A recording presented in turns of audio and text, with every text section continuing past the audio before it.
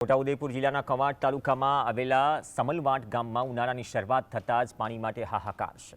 ગામની મહિલાઓ માટે પાણી મેળવવા રોજ સંઘર્ષ કરવો પડે। પરિસ્થિતિ એવી છે કે ગામમાં લગ્ન પ્રસંગ હોય કે મરણ પ્રસંગ, સૌથી પહેલાં પાણીની ચિંતા વધારે સતાવે છે।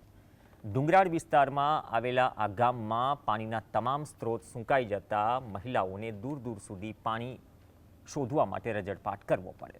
નલ સે જલ યોજનામાં નલ છે, ચકલી છે, ચકલીમાં પાણી નથી। આ ગામમાં વર્ષોથી પીવાના પાણીની ગંભીર સમસ્યા છે। ઉનાળો શરૂ થતાં જ ગામના હેન્ડપંપ, કૂવા, કુદરતી કોતરો સુકાય।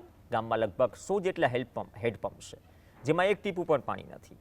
જળસ્તર નીચે ઉતરતા આ મુશ્કેલી સર્જાય છે અને ગામની મહિલાઓ માથે બેડા મૂકી દૂર સુધી પાણી માટે રજળપાટ કરે છે।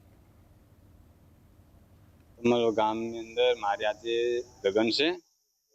પાણીની બહુ તકલીફ છે મારા ગામમાં કે ભાઈ ટેન્કર દ્વારા અમારે લાવવાનું હોતું હોય, ભાડેથી લાવવાનું હોતું હોય। ટેન્કર પંચાયતના હોય, ટ્રેક્ટર પછી ભાડાના લાવવાના હોય, કોઈના પ્રાઇવેટ બોરકું હોય ત્યાંથી અમે ભાડે લાવીને પ્રસંગ જઈએ કે ભાઈ। પણ વર્ષોથી આ જ ચાલ્યા કરે। કોઈ એવું નહીં કે કંઈ પાણી નર્મદાનું આવતું નહીં અમારા ગામમાં।